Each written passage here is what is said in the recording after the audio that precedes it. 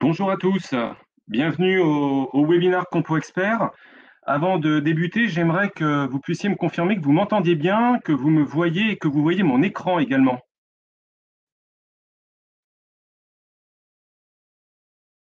Est-ce que quelqu'un pourrait me mettre un petit chat me disant qu'il me voit bien, qu'il m'entend et qu'il voit mon partage d'écran?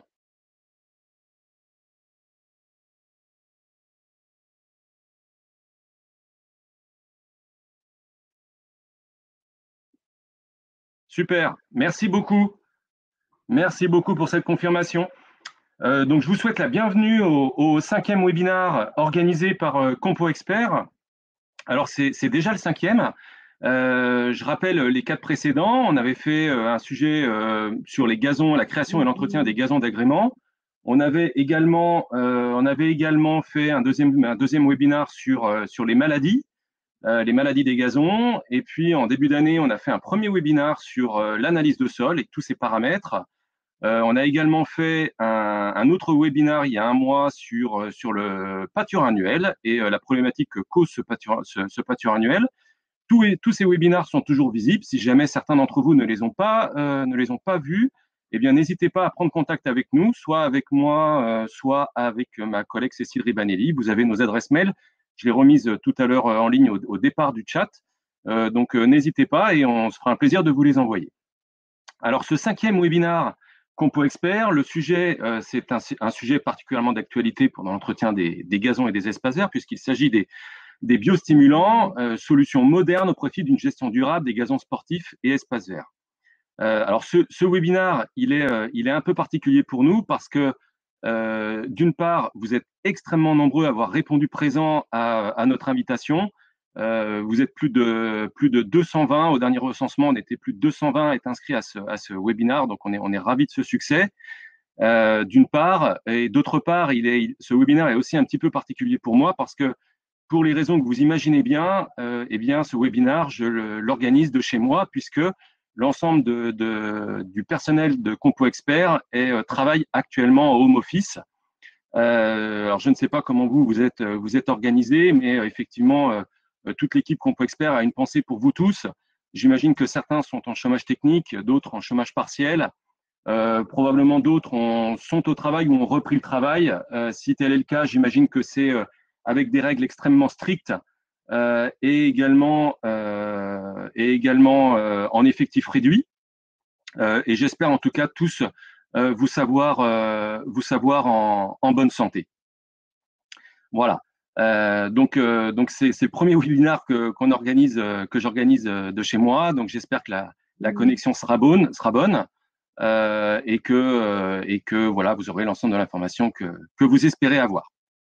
Alors, vous avez le chat, hein, je vois que beaucoup déjà ont mis quelques petits messages de toute la France. C'est très sympathique à vous. N'hésitez pas à poser des questions et j'y répondrai soit pendant le webinaire si je vois les questions. Autrement, je pense environ 45 minutes parce que j'ai pas mal de choses à vous raconter. Et puis ensuite, on aura des questions. Voilà, je répondrai aux questions que vous pouvez avoir. Alors, je vais tout de suite commencer donc en guise d'introduction. Rappeler les rôles et les enjeux des gazons modernes.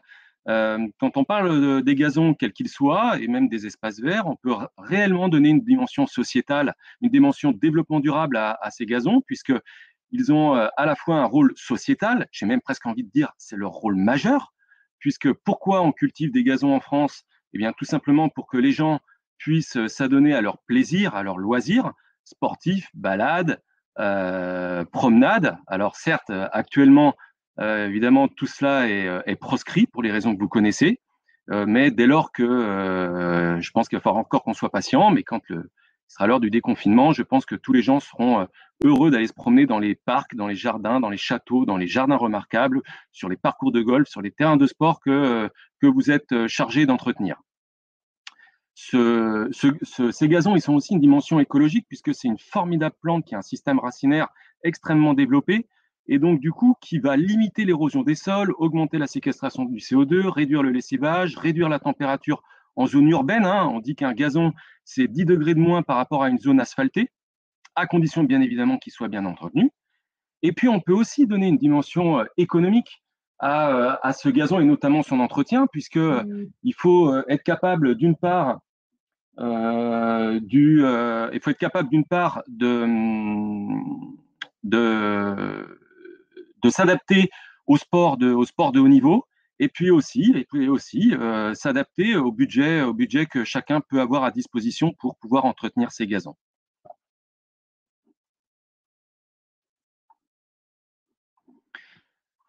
L'un des défis majeurs auquel on sera confronté. Alors j'ai un petit message de Hervé qui me précise que l'image est floue. Je vais peut-être demander à notre modérateur qui s'occupe de la diffusion de me le confirmer. Et si tel est le cas, on va passer sur un autre système. Vous inquiétez pas. Ok, donc je vois que l'image. Alors ok, donc c'est flou. Alors on va faire un test. Vous allez me dire si jamais ça fonctionne mieux. Donc je vais faire ça. Attendez, il faut d'abord que j'aille vérifier quelque chose. Ok. Tac. Donc si je fais ça, si je fais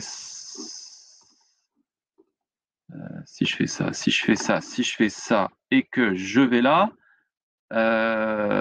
est-ce que vous pouvez me dire si vous voyez mon écran, s'il vous plaît? Est-ce que c'est plus net?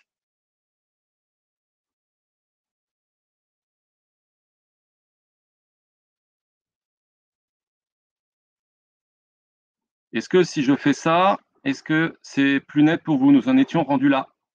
Voilà.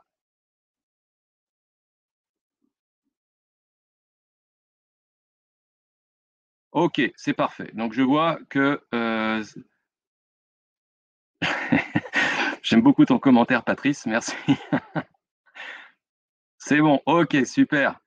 Donc alors je repasse là-dessus. Par contre, je vous apporte une précision parce que là j'ai fait un partage d'écran, ce qui fait que je ne vois plus le chat pour le moment. Donc je répondrai à vos questions à la fin de mon webinaire si jamais cela vous convient ou peut-être que je viendrai faire quelques petites vérifications de temps en temps. Donc, comme je le disais, l'un des enjeux majeurs auxquels on va être confronté, auxquels on est déjà confronté aujourd'hui et auxquels on va être confronté demain, c'est d'avoir la capacité d'anticiper pour mieux prévenir les stress du gazon. Pourquoi j'ai envie de dire, jusqu'à aujourd'hui, on était plutôt parfois dans la réaction plutôt que dans l'action. C'est-à-dire, j'ai tel problème sur mon gazon, donc je fais cela. L'un des enjeux majeurs de demain, ce sera plutôt de dire, pour éviter qu'il m'arrive cela, je vais mettre tel type d'action en place en préventif. Être capable d'anticiper. Anticiper pour pouvoir s'adapter aux contraintes auxquelles nous serons confrontés, des contraintes climatiques, par exemple des effets caniculaires comme on a eu l'an dernier, ou un hiver très humide comme on a eu cette année, des contraintes de jeu, par exemple du piétinement très important, dans des conditions pas forcément favorables, des conditions réglementaires qui se durcissent de plus en plus, je pense à l'utilisation des produits phytopharmaceutiques notamment, l'apparition de nouveaux pathogènes, je pense à Pyricularia sur les terrains de très haut niveau, mais il y en a d'autres, et puis bien sûr les contraintes d'objectifs de résultats que vous pouvez avoir dans vos collectivités. Et tout cela s'adapter de manière durable, moderne et pérenne, en rendant nos gazons plus forts, plus résistants, pour répondre donc aux enjeux écologiques, économiques et sociaux. Ça, c'est le véritable défi que l'on a demain. Et lorsque on parle de défi et être capable d'anticiper, eh bien, nous sommes conscients et convaincus chez Compo Expert que la fertilisation raisonnée d'un côté et l'emploi des biostimulants de l'autre s'inscrivent dans une logique d'amélioration des pratiques d'entretien pour notamment, pas seulement, mais notamment pallier à la limitation d'utilisation des produits phyto. Alors, je vais juste aller vérifier, faire un petit contrôle de mon chat là en même temps. Donc, tout a l'air bien. Bonjour Christian de l'Anjou, je te passe le bonjour aussi. Et je passe donc à ma diapositive d'après. Donc vous voyez, je vous parlais d'un côté de fertilisation raisonnée, de l'autre côté d'emploi de biostimulants, et je parle bien des deux. parce que on va se rendre compte que, eh bien, il va être très intéressant de pouvoir associer d'un côté la fertilisation conventionnelle telle que vous la connaissez au travers des engrais complets contenant de l'azote, du phosphore, du potassium, du magnésium, des oligoéléments, à libération lente bien évidemment hein, pour nos espaces verts, pour la nutrition de fond, raisonnée et équilibrée. Et cette fertilisation de fond, cette nutrition de fond, on va venir la complémenter avec des biostimulants dont le rôle majeur va être de renforcer la vigueur de la plante à un certain nombre de conditions qui, à un moment donné, peuvent ne pas lui être favorables. Alors, euh, quand je parle de fertilisation, ce sera j'ai une ou deux diapositives dessus et ce seront les seules puisque le sujet est vraiment biostimulant, mais je tenais également à partager cette information avec vous. En espace vert, on est particulièrement concerné par la restriction d'emploi des produits phytopharmaceutiques. C'est une volonté politique, technique, mais aussi aujourd'hui réglementaire, avec des risques importants dans les prochains mois d'ailleurs, puisque le gouvernement parle de renforcer la loi Labbé. Et quand je vous disais que les engrais peuvent jouer un rôle majeur dans la réduction d'emploi de ces produits phyto, les deux essais que je vous présente ici en sont une parfaite illustration. Il s'agit deux essais qui ont été mis en place à gauche sur des herbes indésirables, des mauvaises herbes, à droite sur de la mousse, où on a suivi le développement, la part que représentent les mousses et les herbes indésirables dans un gazon selon le niveau de fertilisation. Alors, si vous voyez ma petite main, sur le graphique de gauche, les deux premières barres, on est à 0 unité d'azote, donc pas de fertilisation. Ensuite, on est à 100 unités d'azote, 200 unités d'azote, 250 unités d'azote, etc. En bleu, il s'agit de la contamination par les mauvaises herbes. En orange, la densité des gazons. Et comme par hasard, qu'est-ce que l'on observe? Eh bien, plus je vais fertiliser mon gazon, plus mon gazon va être dense, moins j'ai de place laissée aux herbes indésirables. Et donc, à un moment donné, j'ai une place occupée par les herbes indésirables qui est très faible et notamment acceptable. On retrouve exactement la même chose sur le graphique de droite sur la mousse. Plus je vais fertiliser mon gazon, plus mon gazon est dense et moins il laisse de place pour la mousse.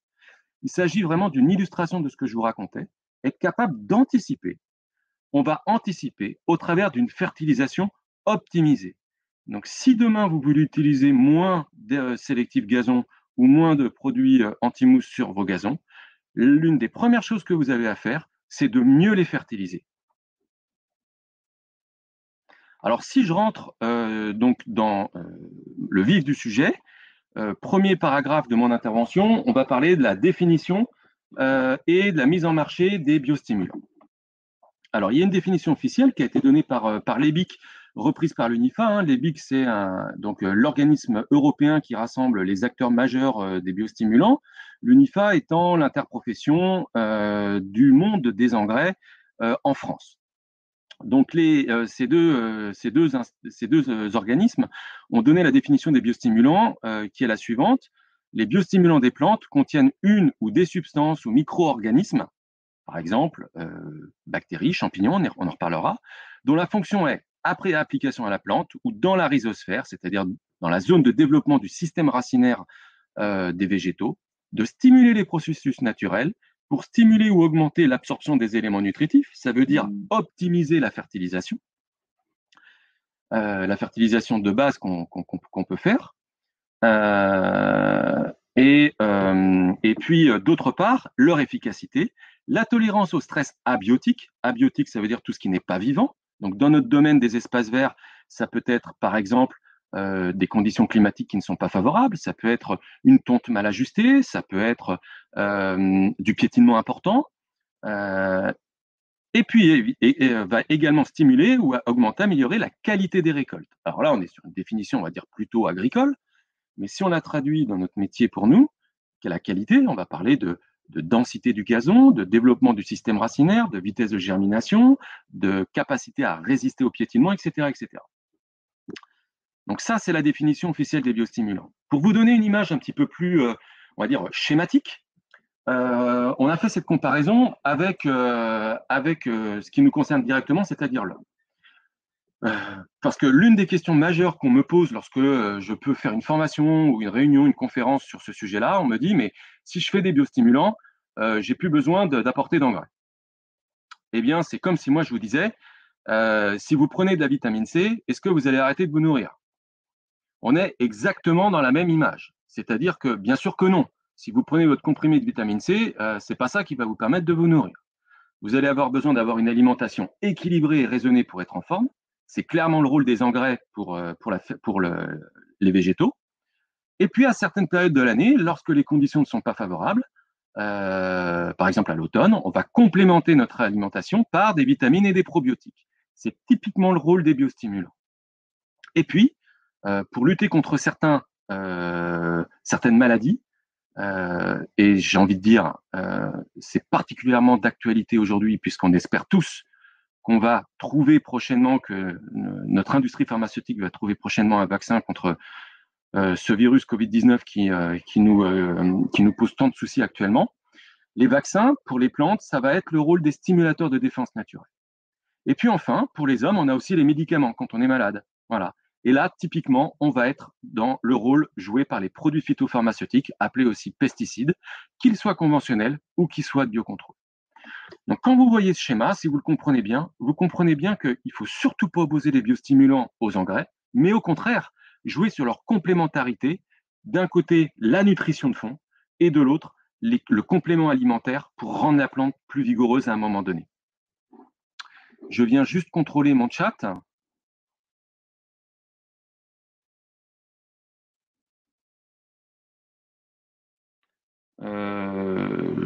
Je pense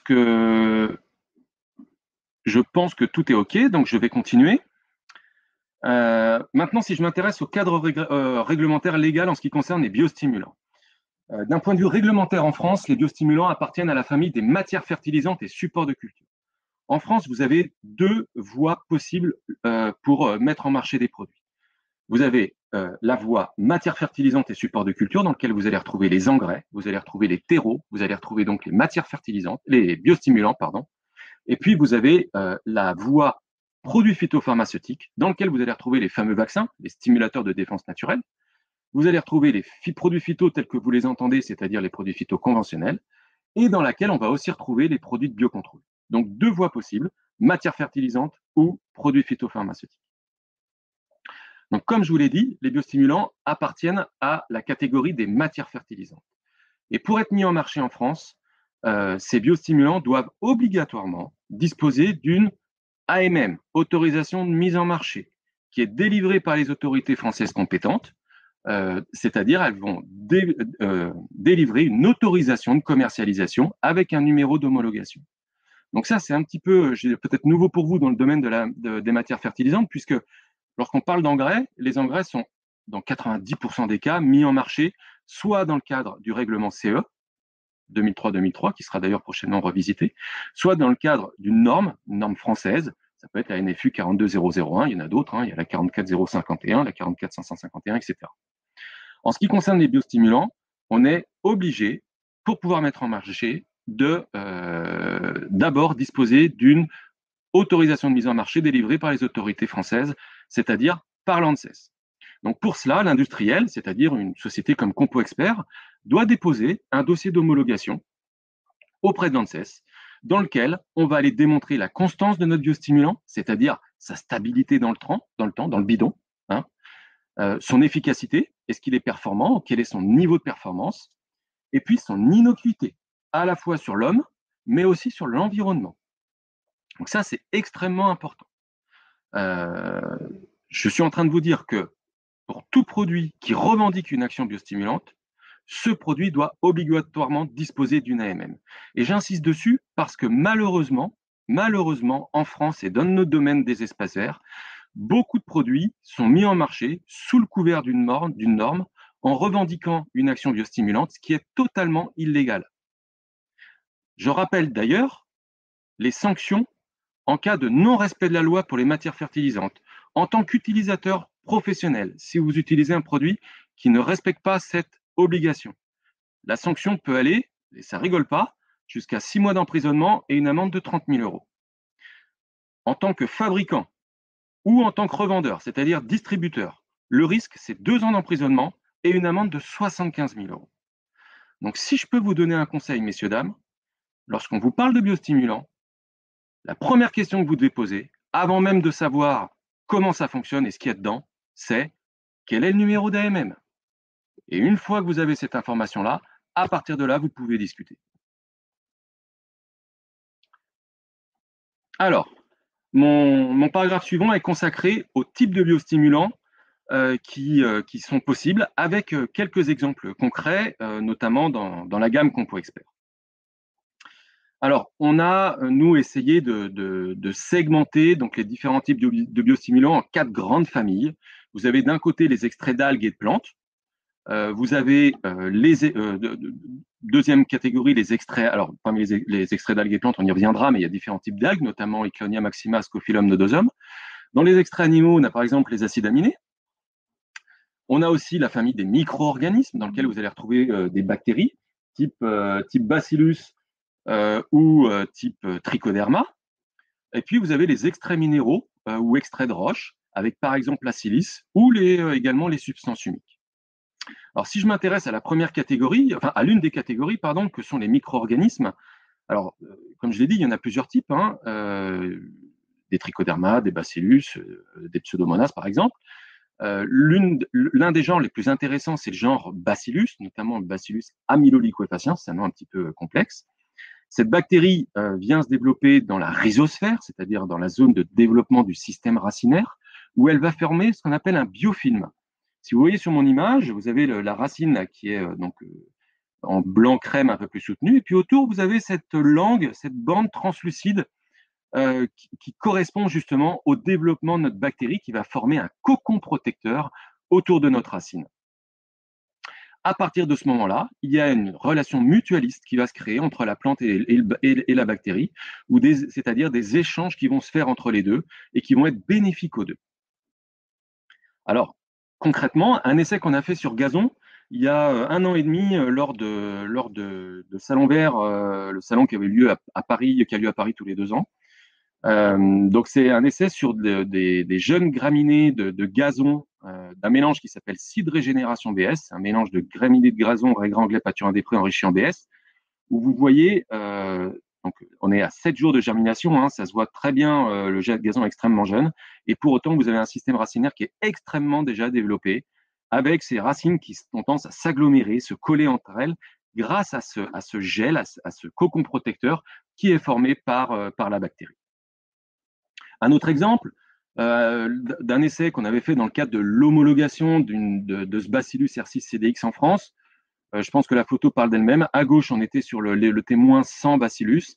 À droite, le témoin enrichi, donc sur lequel on avait appliqué du Vitanica RZ qui contient du Bacillus. Je pense que la photo parle d'elle-même. Le deuxième rôle qu'on peut citer pour les Bacillus, c'est un rôle de, comme je l'ai dit tout à l'heure pour les biostimulants, amélioration de la nutrition et notamment solubilisation du phosphore. Il est très fréquent dans nos sols d'espace vert qu'on ait des teneurs en phosphore qui soient extrêmement élevées.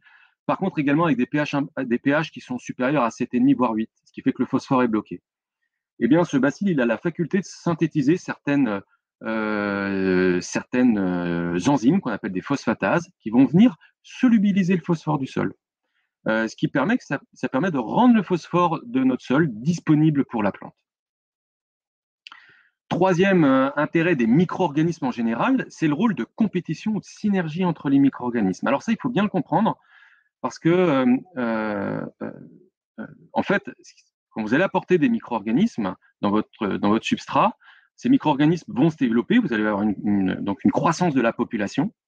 Et puis, ce micro-organisme que vous avez apporté, il a des concurrents, il a des compétiteurs, et il a des ennemis qui vont venir le grignoter, le manger, le boulotter, ce qui fait que notre population va régresser. Donc, tout ça pour vous dire qu'il y a une véritable compétition ou synergie entre certains micro-organismes, mais que c'est pas parce que vous allez inoculer une fois des micro-organismes que vous en avez pour toute l'année ou pour même plusieurs années. Voilà. Donc là, ça se voit très bien sur cette boîte de pétri, hein, où on a en fait un champignon qui est ici et puis qui s'arrête, sa croissance s'arrête ici, tout simplement parce que la place est occupée par le bacillus et donc n'est plus disponible par ce champignon. Alors, deuxième catégorie dont je voulais vous parler, ce sont les algues marines. Donc, les algues marines ont plusieurs. Alors, je je vérifie juste une petite chose. OK. Ont plusieurs rôles. Ça peut être un rôle, par exemple, en cas de forte chaleur ou de froid, maladie, blocage racinaire, excès d'eau, manque de lumière. Ce que je voudrais vous montrer, c'est ce petit graphique qui est assez intéressant, puisqu'il est fait sur la graminée principale des gazons, qui est le régras anglais. Et en fait, c'est un essai qui a été fait où vous avez en abscisse la température extérieure, et puis en ordonnée la quantité de dioxyde de carbone, soit absorbée par la plante dans le cadre de la photosynthèse, c'est la courbe verte, soit relarguée par la respiration, c'est la courbe rouge. Si vous regardez bien, en dessous de 29 degrés, la photosynthèse est supérieure à la respiration, donc la plante absorbe plus de CO2 qu'elle n'en relargue, ce qui veut dire qu'elle va fabriquer plus de sucre, plus de glucides dans le cadre de la photosynthèse que ce qu'elle va consommer dans le cadre de la respiration. Donc tout va bien, elle a suffisamment d'énergie. Et puis dès lors que je franchis les 29 degrés, c'est l'inverse qui se passe. La respiration devient plus importante. Donc la plante va puiser dans ses réserves énergétiques.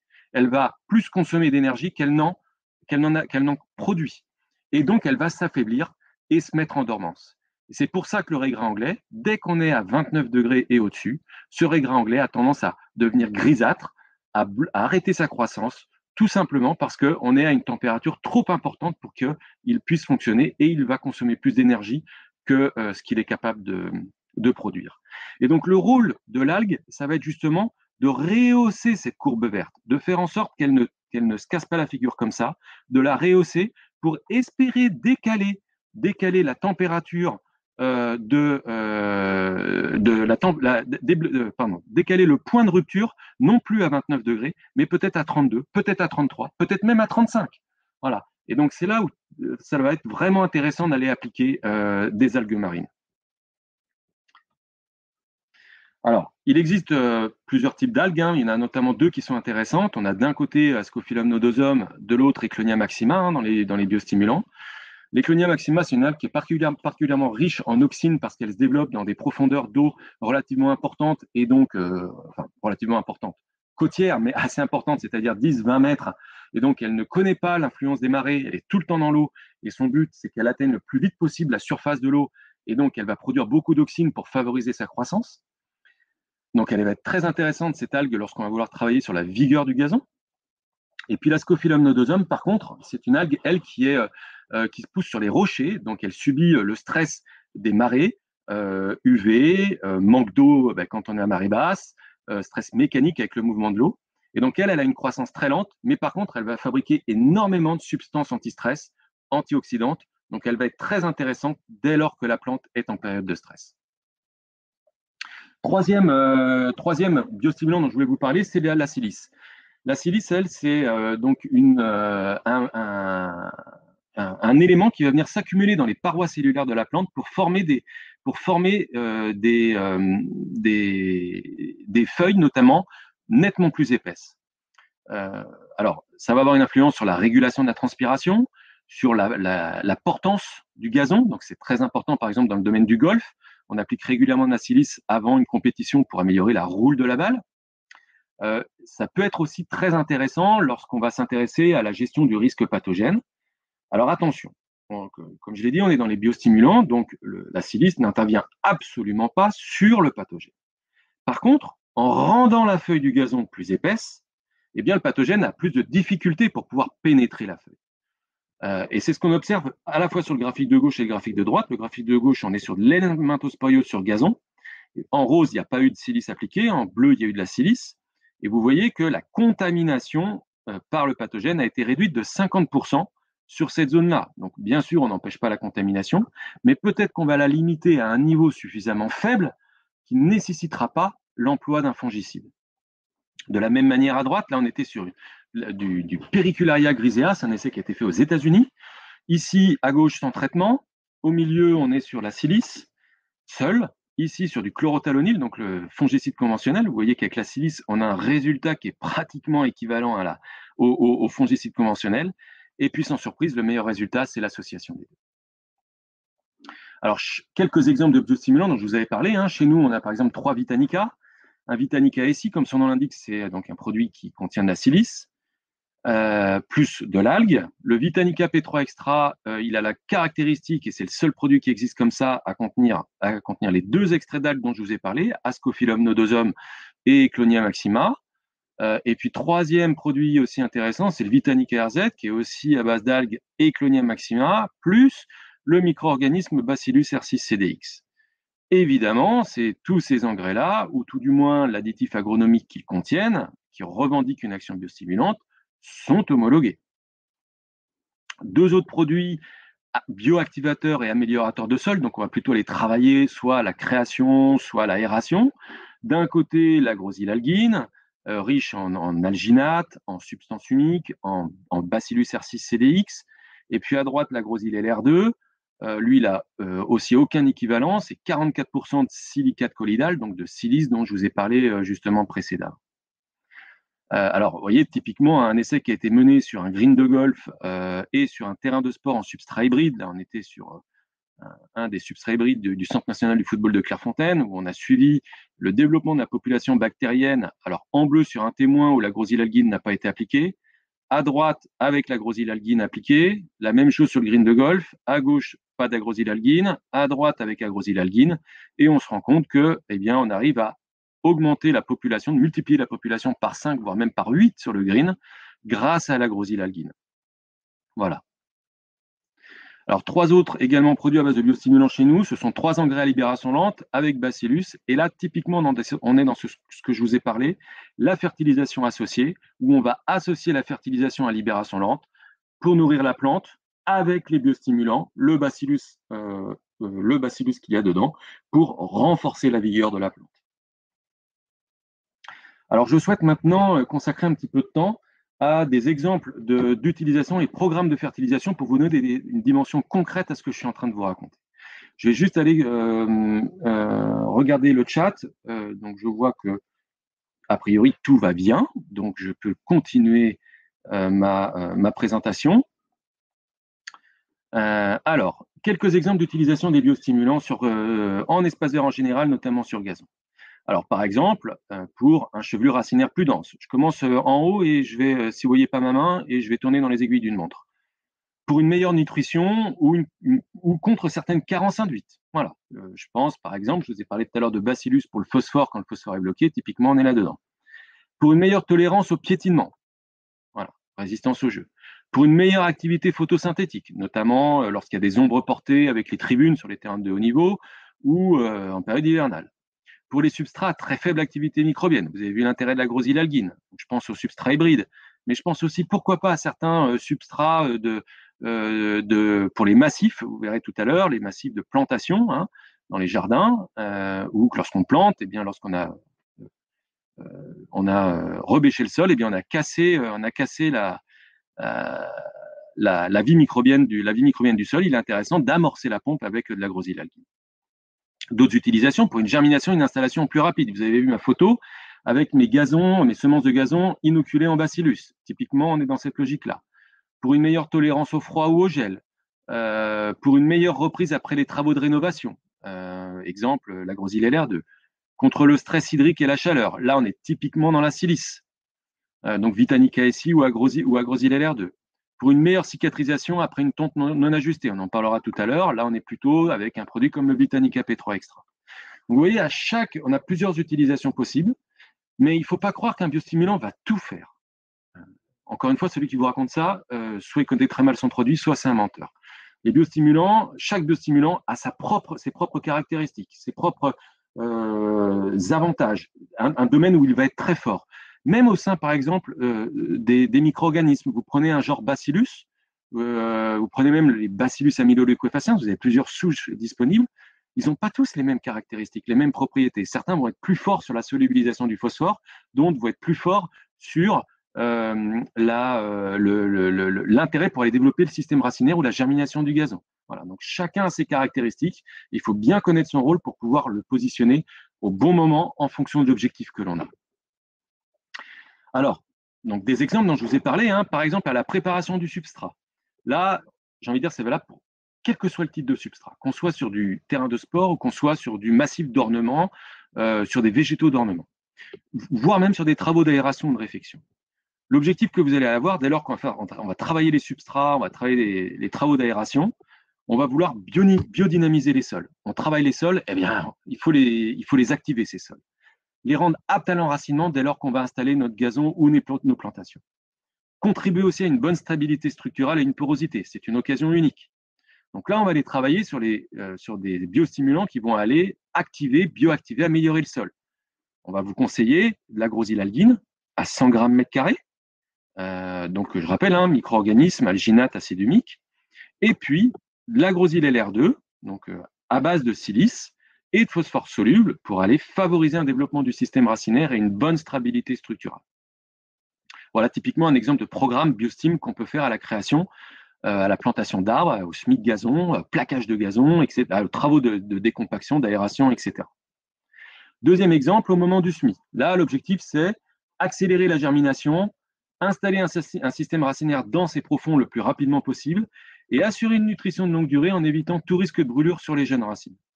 Alors là, on va vous conseiller, par exemple, un mélange enrichi en bacillus. Alors, je vous ai cité l'exemple de Seed Création Sport BS.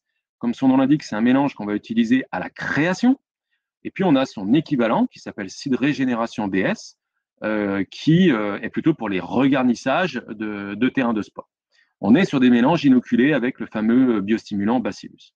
On va aussi pouvoir appliquer du Vitanic ARZ, notre engrais liquide, également enrichi avec du R6CDX. Et puis, on va complémenter pour l'objectif 3 avec une nutrition de longue durée. Donc, on va plutôt aller utiliser un engrais de type Floranic Twin permanent. En cas de tonte non ajustée ou piétinement important, alors en cas de tonte non ajustée, j'y pense beaucoup parce que actuellement on est en confinement, beaucoup de terrains sont relativement peu entretenus. Faites attention si vous tondez moins vos gazons ou s'ils ont arrêté d'être tondus, quand vous reprendrez, je vous en prie, ne rabattez pas vos gazons de manière brutale comme c'est matérialisé sur la photo que vous avez en haut à droite, là une tonte brutale, et puis sur l'angle en haut, là, c'est plutôt une tonte non ajustée avec des lames qui ne sont pas du tout affûtées. Évitez ce phénomène-là.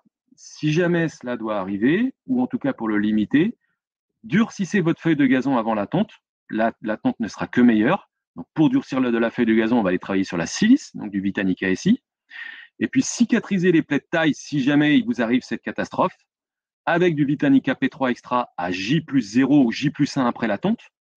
Et enfin, refavoriser une nouvelle croissance végétative avec un engrais libération lente enrichi en bacillus à J+3. Donc J-5 le Vitanic ASI, J+0 J+1 Vitanic AP3, j'agite tout de suite pour cicatriser. Et à J+3, je refais de la croissance végétative avec du superflorani. L'autre de période de canicule ou manque d'eau. Eh bien, donc il va falloir essayer de réguler l'ouverture des stomates et donc la transpiration. Pour cela, encore une fois, la silice a tout son intérêt. Donc, faites des applications de silice à 20 litres hectare tous les 15 jours en période caniculaire ou risque caniculaire de juin à septembre. Si votre gazon est sur la photo, c'est trop tard. Encore une fois, il faut que demain, on soit capable d'anticiper et non plus de réagir. Réagir, c'est déjà trop tard. Agir, on a encore le temps de faire des choses. Donc, réguler la transpiration avec de la silice. Et puis, renforcer la résistance au stress avec le Vitanic AP3 extra, également à 20 litres hectare une fois par mois.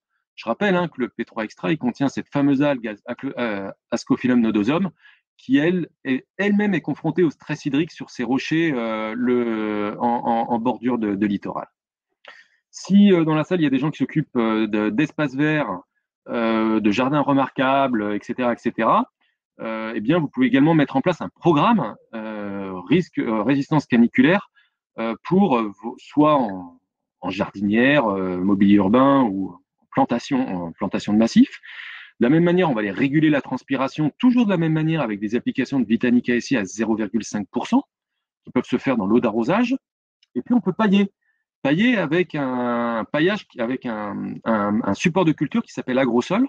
Cet agrosol, il contient de la silice également, puisqu'il contient de l'agrosyl LR2.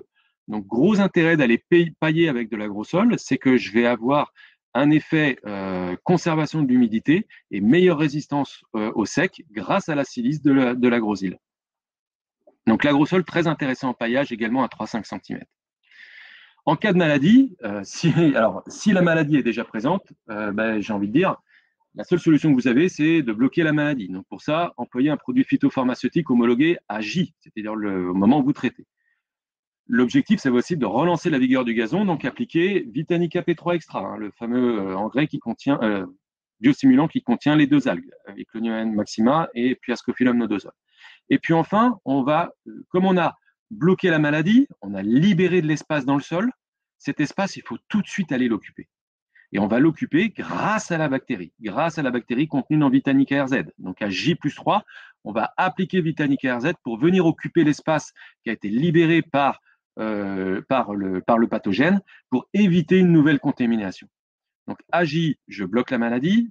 Également, j'applique mon Vitanica P3 pour tout de suite relancer de la vigueur à la plante. Et à J+3, j'applique du Vitanica RZ pour venir occuper l'espace du sol. L'enherbement de surface minérale, quelque chose qui est très tendance dans les collectivités, notamment dans les cimetières. L'objectif, c'est d'installer une végétation maîtrisée. Donc cela, on va, comme solution, faire le choix de mélanges adaptés. Hein. Il y a donc certaines entreprises semenciers qui travaillent sur des mélanges qui sont très intéressants aujourd'hui. Convertir un sol inerte en sol apte à accueillir les graminées, ça c'est très important parce qu'on est souvent sur des sols de type sableux, gravillonné, pardon. Donc même si on a des mélanges adaptés, il faut quand même pas rêver. Il faut quand même venir essayer d'enrichir un petit peu le sol. Donc tout l'intérêt d'aller appliquer de l'agroxylalguine. Et puis enfin, dans ces mélanges, on est souvent dans des mélanges qui contiennent des graminées, qui certes ont des besoins nutritifs beaucoup plus faibles, mais ça reste des graminées, donc ça reste un être vivant qui a besoin d'être nourri. Donc, on va apporter une fertilisation adaptée et on a notamment, nous, chez Compo Expert, développé un engrais qui est particulièrement adapté pour ces surfaces-là, qui s'appelle Floranil Nature, qu'on appliquera 2 fois dans l'année à 50 grammes mètre carré, une application plutôt printemps et puis une deuxième application à l'automne. Alors, toujours pour les gens qui s'occupent d'espaces verts, lorsque la plante fleurit, la plante va consommer énormément d'énergie pour la mise à fleur. Il va falloir qu'on pérennise le fleurissement dans le temps. Donc, il va être intéressant d'aller appliquer du Vitanica P3 Extra. Et puis, pour apporter nutrition longue durée, on va utiliser un engrais liquide qui s'appelle Algospeed Flow. Et on va alterner les deux dans l'eau d'arrosage. Vitanica P3 Extra à 0,5% tous les 15 jours. Et puis l'Algospeed Flow EV toutes les semaines de juin à septembre. Voilà. Donc, c'est l'Algospeed Flow EV, c'est un engrais qui se présente sous forme de gel. Hein, c'est sa grosse caractéristique. C'est le seul engrais aujourd'hui qui existe comme ça et qui permet d'associer, bien sûr, les éléments majeurs, azote, phosphore, potasse, mais aussi du magnésium et du calcium. Alors, j'en ai fini avec mes programmes que je voulais vous présenter. Et avant la conclusion, un point sur lequel je voulais revenir et qui est, de mon point de vue, extrêmement important si demain vous voulez réussir vos applications de biostimulants. Vous aurez compris, j'ai insisté plusieurs fois dessus, que l'enjeu majeur demain, c'est d'être capable d'anticiper. Réagir, c'est déjà trop tard. Il faut être capable d'agir en prévention de l'événement qui est en train d'arriver ou sur le point d'arriver. Et pour cela, nous, on travaille beaucoup chez Compo Expert sur les services qu'on peut vous mettre à disposition. J'en profite d'ailleurs pour vous dire que actuellement, l'ensemble de l'équipe Compo Expert travaille. On a été mis en télétravail par notre employeur pour nous protéger, mais on travaille d'arrache-pied actuellement sur un certain nombre de dossiers pour justement encore plus vous épauler, vous accompagner dans les services qu'on peut vous proposer. On a constitué des groupes de travail. Je remercie d'ailleurs tous les ITC pour le travail incroyable qu'ils mènent actuellement sur ces sujets-là. Donc les ITC, c'est les techniciens de chez Compo Expert qui font un travail qui est vraiment formidable. Ils travaillent par exemple actuellement sur l'optimisation des comptes rendus d'analyse de sol que l'on vous fait. Compo Expert, c'est 500 analyses de sol réalisées par an pour vos terrains, pour vos espaces verts, et on est en train de travailler sur un compte rendu, sur une optimisation de la trame du compte rendu pour qu'elle soit encore plus compréhensible pour vous. On travaille aussi justement sur des notifications pour une station météo qu'on a développée avec un partenaire qui s'appelle Isagri. Et typiquement, cette station météo qu'on a développée, c'est un nouvel outil qu'on est capable de vous proposer aujourd'hui pour être capable d'anticiper les risques climatiques et donc mieux positionner les biostimulants. Voilà. Donc là, on travaille par exemple actuellement pour être capable de vous envoyer des alertes sur le risque de dépasser telle température, donc c'est le moment d'appliquer de la silice, ou au contraire de descendre en dessous de telle température, ou d'avoir une intensité lumineuse qui atteint tel niveau, donc il faudrait faire ci ou il faudrait faire ça, pour être beaucoup plus précis sur l'application de ces biostimulants. Donc ce nouvel outil, ce nouveau service, cette station météo connectée, hein, avec une application smartphone, vous la voyez à droite, hein. Donc là, c'est l'exemple de la station météo qu'on a installée au Centre national du football à Clairefontaine. Vous allez avoir de l'historique, vous allez avoir de la prévision à 10 jours. Vous allez avoir aussi des informations, vous voyez à droite, hein, sur des plannings de traitement heure par heure, avec un système de couleurs qui vous donne les créneaux sur lesquels vous pouvez aller traiter. Donc là, par exemple, c'est les créneaux pour demain et après-demain, hein. J'ai fait l'extraction, vous voyez, hier. Donc demain, ça vous donne les créneaux sur lesquels on pourra traiter. Donc on pourra traiter toute la matinée jusqu'à 13 heures. C'est encore à peu près possible dans l'après-midi. Par contre, là, il faut éviter ces applications-là. Donc voilà, typiquement, cette station météo. Si jamais c'est des choses qui vous intéressent, n'hésitez pas à prendre contact avec nous et on vous expliquera un petit peu comment elle fonctionne plus en détail. Mais elle est vraiment là pour nous aider à mieux anticiper, positionner ces biostimulants. En guise de conclusion et de perspective, les biostimulants aujourd'hui, ce que l'on peut en dire en France, c'est qu'ils sont clairement définis par les autorités et les instances professionnelles. Ils sont étudiés par les scientifiques, ils sont encadrés d'un point de vue réglementaire. Les choses sont très très claires aujourd'hui, ça ne l'était pas encore il y a quelques années. Et donc aujourd'hui, cette réglementation nous permet de faire le tri entre les produits sérieux et ceux qui le sont beaucoup moins. Et vous garantir aussi un résultat, que ce soit efficacité ou également sélectivité, innocuité vis-à-vis de l'homme et de l'environnement. Encore une fois, si je peux vous donner un conseil, messieurs, dames, achetez des produits conformes à la réglementation et la première chose que vous devez faire, posez la question aux gens qui peuvent vous proposer un produit qui soi-disant a des actions biostimulantes. Posez-lui la question, quel est le numéro d'AMM? Et en fonction de la réponse qu'il vous apportera, vous saurez si vous pouvez aller plus loin ou pas. Enfin, et ce sera ma dernière diapo, ces biostimulants, vous l'aurez compris, ouvrent une nouvelle voie dans l'entretien des espaces verts. Mais seuls, ils seront insuffisants pour nourrir ou rendre la plante plus résistante. On l'a bien compris, il existe une véritable synergie entre les biostimulants d'un côté et les engrais de l'autre. C'est pour ça qu'on a conçu, nous, cette fertilisation associée, associer le meilleur des engrais à libération lente avec le bienfait des biostimulants, qui vont venir s'intégrer dans un programme d'entretien dans lequel s'intégreront aussi, comme l'indique mon petit schéma de droite, la génétique, donc le choix des variétés qui vont être plus tolérantes, plus résistantes, une fertilisation raisonnée, la biostimulation, le travail sur la vie biologique du sol, sur les opérations mécaniques adéquates, sur la gestion de l'eau, c'est extrêmement important, l'application phyto si nécessaire et si on en a encore le droit demain. Et tout cela, ce sera possible en étant plus précis sur nos applications, en arrivant à mieux anticiper. Et on est convaincu chez Compo Expert que les outils d'aide à la décision, tels que le diagnostic de maladie qu'on peut vous proposer, tels que les analyses de sol qu'on réalise, ou encore comme cette station météo connectée avec application smartphone qu'on est capable de vous proposer maintenant depuis plusieurs semaines, nous serons une aide précieuse pour bien positionner les biostimulants sur nos espaces verts. J'en ai terminé avec ma présentation. Je vais revenir sur le chat maintenant. J'espère en tous les cas que cette intervention vous aura intéressé.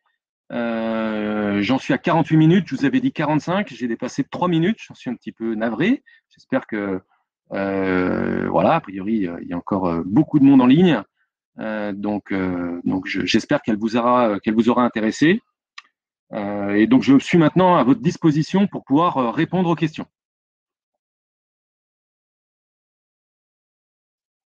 Alors, je vois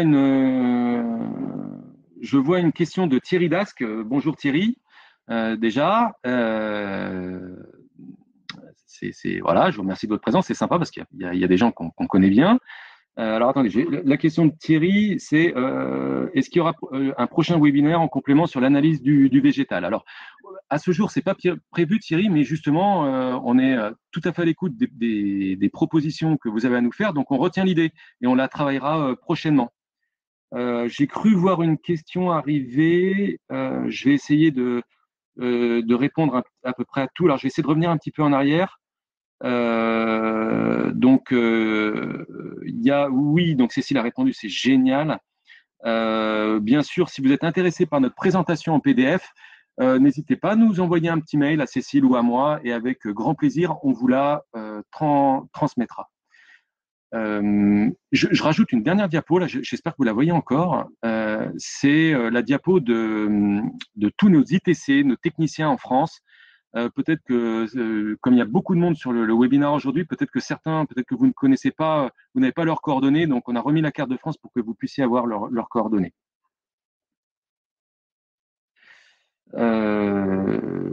Alors, merci Ludo. Donc il y a Ludovic Fessel qui est notre responsable réglementaire qui est en ligne, donc il peut vous répondre à vos questions. Il a déjà répondu à une question.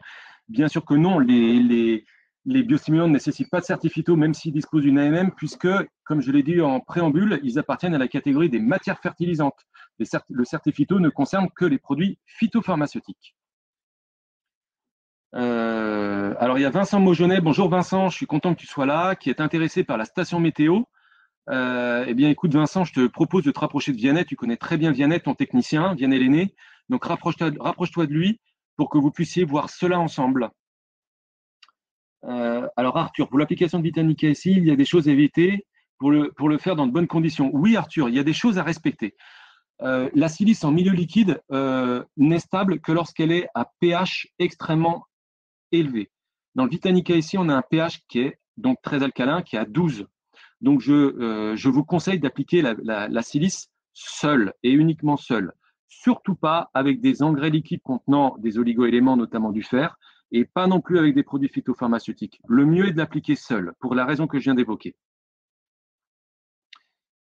Donc il y a Christian, je pense que c'est Christian Bréchot qui veut des informations sur la station météo. Eh bien Christian, tu es aussi concerné par Vianney, donc Vianney pourra te donner les informations nécessaires. Dominique qui pose la question, est-ce que les biostimulants dispensent-elles de certaines opérations mécanisées? Bien sûr que non. Elles sont au contraire complémentaires. Voilà, les deux sont vraiment très très intéressantes. Par exemple, l'agrozilalguine, il vient dynamiser vos bactéries, votre vie microbienne dans le sol. Mais il y a une chose que l'agrozilalguine ne peut pas faire, c'est rapporter de l'air dans le sol. Et ces bactéries sont des bactéries aérobies qui ont besoin de respirer. Donc l'opération mécanique va rapporter de l'air et l'agrozilalguine va faire en sorte que l'aération que vous avez faite va durer, les effets bénéfiques vont durer plus longtemps. Donc il y a une vraie complémentarité entre les opérations mécaniques d'un côté et l'application de biostimulants de l'autre.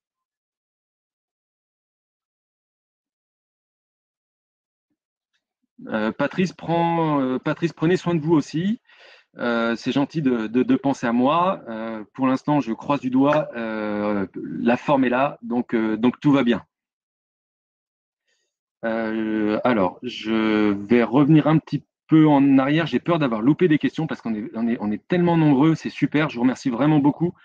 Je peux vous dire que de voir votre présence, ça nous encourage chez Compo Expert à continuer ce genre de formation, d'information qu'on peut réaliser, puisque ça semble vraiment répondre à vos attentes. Et donc, il y aura d'autres webinaires prochainement. Ah, alors il y a Eric qui met, on ne voit pas très bien la carte pour prendre les coordonnées des techniciens. Je vais essayer de la mettre en plus. Alors, si jamais je la mets comme ça, je suis sûr que vous allez très bien la voir. Pardon. Donc, je la laisse quelques instants juste pour qu'il puisse prendre les coordonnées. Vous puissiez prendre les coordonnées de votre technicien. Et puis, si jamais vous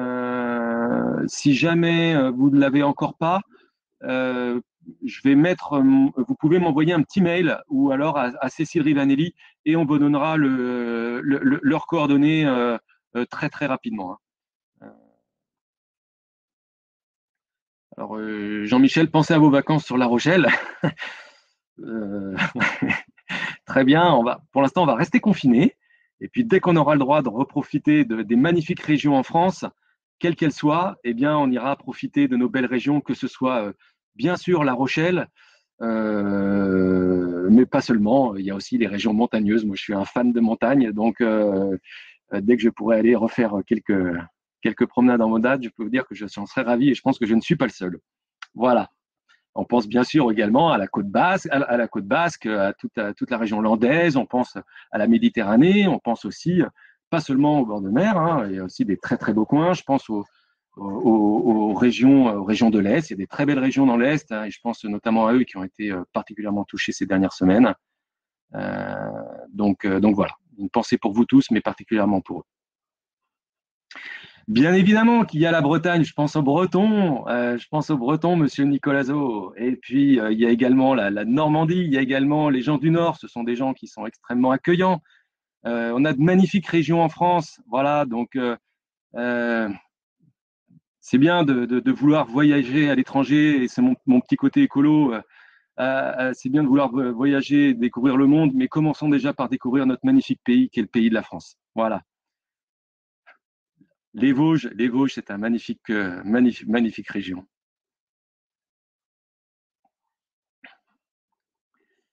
Alors, il y a la Bourgogne, hein, parce que je vois Jean-Luc, donc la Bourgogne, il y a le Doubs, enfin, vous voyez, il y a toute la région, toute la région. Le Nord, je l'ai cité, il y a des magnifiques régions. La Sologne, ça me rappelle de super souvenirs avec ces magnifiques étangs, des golfs qui sont magnifiques, voilà, au milieu de la forêt de Sologne, des villages qui sont splendides. Évidemment, alors vous connaissez Chambord, hein, mais il y en a plein d'autres. C'est bien, on est tous nostalgiques de nos belles régions françaises. Alors, si j'en reviens un petit peu plus sérieusement au domaine professionnel dans lequel on était, j'espère ne pas avoir raté de questions. Donc, Cécile a remis son adresse mail, c'est génial. Euh, alors, il y a une question de Robin, mince. Il y a une question de Robin, du coup, ça a défilé. Robin, il est où Robin? D'un point de vue réglementaire, vous pouvez mélanger un produit, un biostim et un phyto. J'espère que et un phyto, il faut néanmoins vérifier la comptabilité. Vous pouvez consulter votre ITC à ce sujet. Parfait. Donc Ludovic a répondu, donc c'est génial. Donc j'ai pas de points à apporter là-dessus. Euh, alors, il y a Stanislas qui pose la question, un agrosil tout en un, c'est possible? Eh bien, j'aurais tendance à dire que non, parce que les utilisations sont totalement différentes. Donc, il est plus intéressant en fait de travailler l'un d'un côté et l'autre de l'autre. Et dans certains cas de figure, eh bien, il est intéressant d'en apporter que l'un ou que l'autre. Donc, encore une fois, le tout en un, il faut s'en méfier. Soyons plus précis sur les applications, soyons plus précis sur les produits que l'on a et pour qu'ils correspondent parfaitement aux objectifs que l'on a au moment donné pour espérer avoir les résultats escomptés. Alors, oui, vous pouvez nous envoyer des petits pouces si vous souhaitez, ou au contraire, des personnes qui pleurent si jamais vous n'êtes pas satisfait du webinaire, ou au contraire, si vous en êtes content. Je me nourris de ces pouces, moi aussi, je suis content de voir des petits pouces, c'est sympa. Donc, j'espère voilà, que j'ai pas raté de questions. Encore une fois, hein, si jamais j'ai raté des questions, n'hésitez pas à m'envoyer un petit mail ou l'envoyer à Cécile et on se fera vraiment un plaisir de pouvoir vous répondre. La présentation, elle est disponible. On peut vous l'envoyer en PDF si jamais elle vous intéresse. Euh, alors, j'ai une question de Norbert. On peut voir sur le marché des engrais liquides avec trichoderma. Qu'est-ce que j'en pense? Ce que j'en pense, toujours la même chose. Si trichoderma il y a dedans, cela veut dire forcément homologation. Oh, j'adore les pouces, je me nourris de pouces, c'est génial, j'adore. Envoyez-moi des pouces, ça nous motive chez Compo Expert pour continuer comme on fait. Voilà, c'est super. Continuons à faire notre travail sérieusement et surtout avec le sourire, ça fait du bien et motivé. Donc, je reviens à ma question de Norbert. Alors, les trichodermas donc, doivent forcément être homologués. Donc, ça, c'est la première caractéristique. Et ensuite, il faut voir quelles sont les revendications qui sont effectuées. Si le trichoderma est homologué en tant que matière fertilisante et additif agronomique, forcément, parce que s'il a ajouté un engrais liquide, il doit forcément être homologué en tant que matière fertilisante additif agronomique. À ce moment-là, il peut être ajouté un engrais liquide. Si jamais ce n'est pas le cas, c'est un produit qui ne respecte pas la réglementation.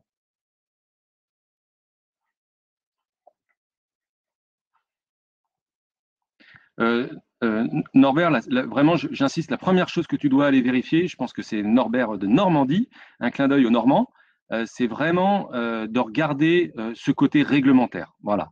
Regarde bien si jamais c'est additif agro. C'est vraiment le point essentiel à apporter. Après, ce qu'il faut savoir, c'est que donc les trichodermas sont des champignons, qu'ils ont, ils ont un véritable intérêt dans le cadre de l'amélioration au stress abiotique, mais ça peut être aussi biotique à condition qu'ils soient homologués dans ce cas de figure-là. Par contre, les trichodermas ne se présentent, les trichodermas sont sensibles aux UV. Donc, ça veut dire que si jamais ils sont appliqués en surface et qu'il y a de la lumière, leur vitesse en fait, ils peuvent très très vite être dégradés et donc ne plus être efficaces. Donc ça, c'est un point essentiel à regarder. Lorsqu'on applique du trichoderma, il faut vraiment qu'il y ait le faire de préférence en application tardive le soir et avec un arrosage vraiment rapidement derrière, parce qu'autrement, on n'aura pas les résultats escomptés. Voilà. Et eux, ils n'ont pas de forme de conservation, de sport de conservation comme l'ont les bacillus.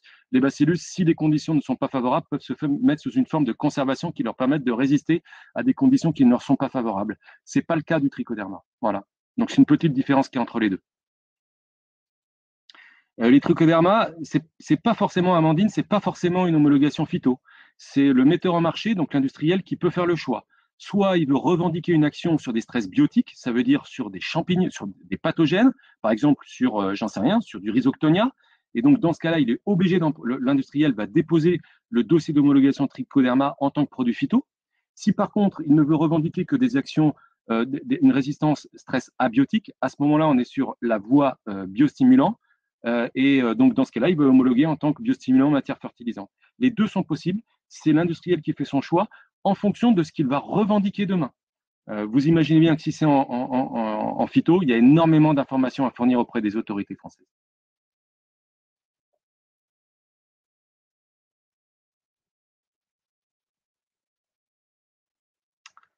Merci Annelise pour ton petit commentaire et un clin d'œil aux gens de la Bourgogne.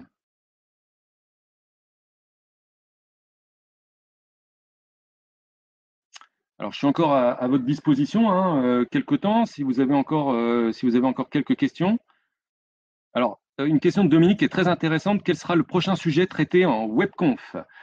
Eh bien, Dominique, on n'a pas encore tout à fait décidé chez Compo Expert, mais on pense qu'on va consacrer un prochain webinar à la remise en place des gazons post-confinement, parce qu'on a tout à fait conscience que les effectifs sont particulièrement réduits actuellement pour entretenir les gazons. Certains même sont carrément d'ailleurs laissés pour compte, et que c'est d'ailleurs, je pense, très très critique de faire cela, parce que le gazon, c'est un être vivant et que lui, malgré le Covid-19, il continue à avoir des besoins et se développer. Toujours est-il qu'on pense chez Compo Expert qu'il serait extrêmement intéressant de consacrer un webinar justement aux actions essentielles à mettre en place pour faire en sorte de remettre nos gazons en état après cette période de confinement. Donc probablement qu'on fera un webinar sur ce sujet-là.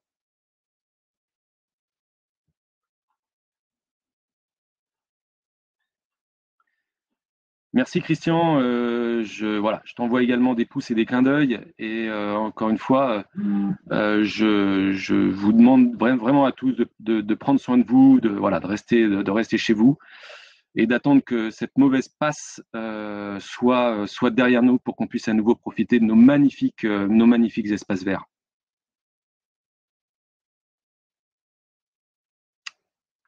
Ouais, Dominique, on essaie d'être perspicace chez Compo Expert.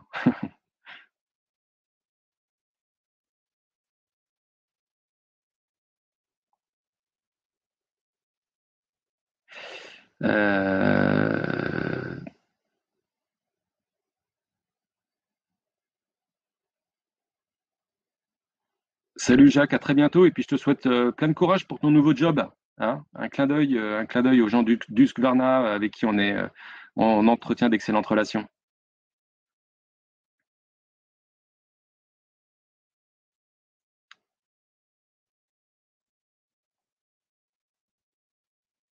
Alors je suis encore un petit peu disponible. On est de moins en moins en ligne, ce qui est tout à fait logique. Hein. Je suis encore un petit peu en ligne pour répondre à des questions possibles, hein, si vous en avez. Encore une fois, on reste bien sûr chez Compo Expert disponible post-webinar pour répondre à toutes les questions que vous pourriez avoir. Une question de Jean-Pierre. Ça doit être Jean. Ça, je pense que c'est Jean-Pierre Chastin. Salut Jean-Pierre. Est-ce que j'ai des échos sur les changements possibles de la loi Labbé? Oui, j'en ai quelques-uns, puisque je fais partie d'un groupe de travail qui est au sein de l'UPJ qui travaille sur ce sujet-là. Donc, je peux vous en dire quelques mots. Donc, c'est une pleine réflexion qui est menée actuellement. Le gouvernement, les ministères de transition énergétique, les ministères de la transition écologique, mais aussi des sports, souhaitent renforcer la loi Labbé, souhaitaient renforcer la loi Labbé en début d'année d'ici juillet 2020. Je vous avoue qu'avec les nouveaux événements sanitaires français, tout ça s'est mis un petit peu en stand-by pour le moment parce qu'il y a d'autres priorités. L'idée, c'était donc de faire sauter toutes les dérogations qui existaient encore aujourd'hui, que ce soit dans les parcs de loisirs, que ce soit dans les cimetières, que ce soit dans les copropriétés, que ce soit sur les terrains de sport, etc., etc. Par contre, bon, ils sont venus demander échanger avec la filière gazon, donc notamment les fédérations françaises de foot, de rugby, de golf, hippodrome, etc., pour savoir ce qui était possible et impossible de faire. Donc voilà, il y a des discussions qui sont en cours. On n'aurait pas eu ces crises sanitaires, je vous aurais dit que d'ici juillet, on en saurait beaucoup plus de manière certaine. À ce jour, bon, je ne peux pas vous le dire parce qu'évidemment, toutes les cartes ont été rebattues. Voilà. Merci Cédric pour votre commentaire. C'était le premier. Eh bien, on vous invite au prochain, bien évidemment, hein. Et puis, si vous êtes intéressé par un des webinaires qu'on a fait précédemment, gazon d'agrément, maladie des gazons, analyse de sol ou pâture annuelle, tous ces webinaires sont encore visibles. Donc, n'hésitez pas à nous contacter. On vous donnera les liens. Ah, il y a des questions auxquelles je n'aurais. Alors, attendez, j'ai des questions auxquelles je n'aurais pas répondu. J'ai peut-être loupé. Alors, il y a d'ailleurs une remarque de Dominique, une tonne par semaine en Béarn. Une tonne par semaine en Béarn, probablement beaucoup moins que ce que vous avez l'habitude de faire, Dominique. Je vous fais juste part d'un échange moi, que j'ai eu avec donc un intendant de parcours de golf, Monsieur Bernard, qui est l'intendant des golfs de Biarritz, qui a été président de l'AGREF, donc l'association des intendants pendant 25 ans, et que j'ai eu la semaine dernière. Et Monsieur Bernard me faisait part de son point de vue du gros intérêt qu'ont les régulateurs de croissance, justement actuellement pour limiter la croissance du gazon, pour justement s'adapter aux effectifs réduits et permettre une tonte qui soit limitée. Voilà. Et donc il m'en parlait parce qu'il justement partageait son expérience, puisqu'on a mis en marché chez CompoExpert un régulateur de croissance en tout début d'année 2020 qui s'appelle Atraxor. C'est une nouvelle autorisation. Et il me faisait part justement du gros intérêt qu'il trouvait dans cette solution, actuellement. Donc voilà, j'en profite, je vous fais un petit clin d'œil, Dominique, parce que comme vous parlez effectivement d'être très précautionneux, et je vous rejoins totalement, avec un service minimum, eh bien, pensez à cette solution qui peut particulièrement s'adapter aux effectifs réduits que vous avez aujourd'hui pour entretenir vos espaces verts.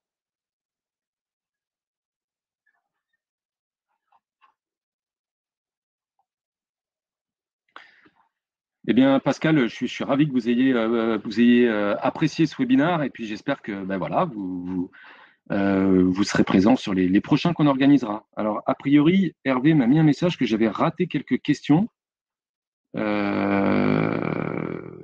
J'ai loupé quelques questions.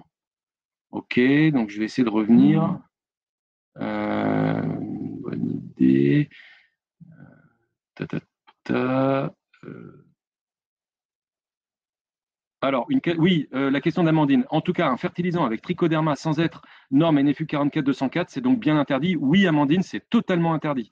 Puisque si on veut pouvoir mélanger un engrais liquide, enfin un engrais, avec du trichoderma, l'engrais doit être mis en marché en tant qu'NFU 44204, qui est la norme qui régit les engrais avec additifs agronomiques homologués. Or, donc ce trichoderma, s'il est mis en marché en tant que biostimulant, doit être mis en marché en tant qu'additif agronomique.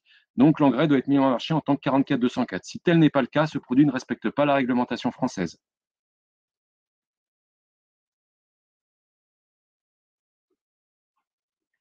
Donc, je remonte encore. Si j'ai loupé d'autres questions, quel sera le sujet prochain traité en webconf? J'en ai parlé. Cédric, merci pour vous. Pouvez-vous me redonner votre adresse mail pour pouvoir recevoir les anciens webinaires? Oui, Cédric, je vais l'envoyer, je vais remettre mon adresse mail juste après. Donc, c'est mon prénom, mon nom, stéphane.groslo, @compo-expert.com. Donc, je vous le remets là.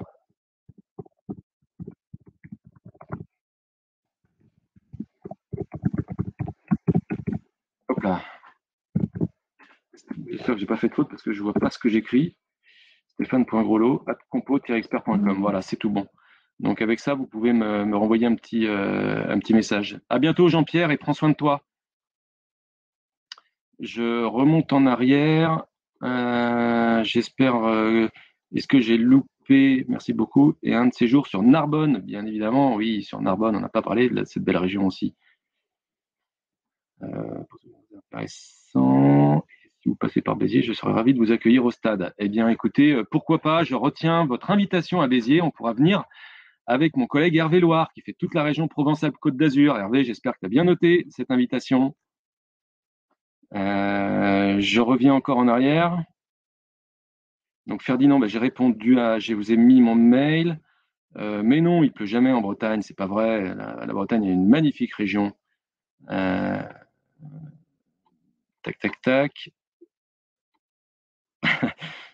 Jean-Pierre, tu as piscine, j'espère que c'est chez toi, hein, ou que c'est dans ta baignoire, Jean-Pierre. Et parce qu'autrement, d'abord, tu es hors la loi et deuxièmement, les piscines sont fermées. Ça va être bon. Merci. Oui, je suis désolé parce que Jean-Pierre, je te remercie de ton invitation. J'avais été déconnecté, c'est quand même dommage. Donc, encore une fois, je vous remercie vraiment tous d'avoir répondu aussi nombreux à cette invitation. Peut-être que le confinement y faisait, mais je pense que le sujet vous intéressait également beaucoup, les biostimulants. En tout cas, ça nous encourage vraiment à poursuivre dans cette voie-là. Comme le disait mon collègue Stanislas, en plus, on a un bilan CO2 qui est vraiment minime aujourd'hui au travers de cette conférence, puisqu'on est tous chez nous. Donc, on va poursuivre dans cette voie de communiquer chez vous. Et puis, on espère bien sûr revenir vous revoir très vite dès que les autorisations nous seront données. Sachez qu'on travaille donc tous en home travail en home office chez Compo Expert. Donc, on est à votre disposition si vous avez des questions, que ce soit moi, Cécile, ou les techniciens de chez Compo Expert. Prenez soin de vous, soyez très très prudents. Voilà, on a encore, je pense, quelques semaines à tenir. Et on a encore quelques semaines à tenir. Et puis très vite, on essaiera de reprendre une vie normale, mais en tout cas, j'espère plus raisonnée et plus raisonnable. Servons-nous de cette crise sanitaire dans nos façons de vivre de tous les jours. Voilà. C'était mon dernier mot. Voilà. Et puis, je vous souhaite une belle après-midi, une bonne semaine, une bonne santé à tous. Et puis, au plaisir de vous retrouver très vite, soit en visioconférence là, pour les prochains jours, ou alors, dès qu'on aura l'autorisation de faire de revenir vous voir. Encore une fois, on est disponible aussi par téléphone et par mail. Merci de votre présence à tous et puis à très bientôt. Au revoir.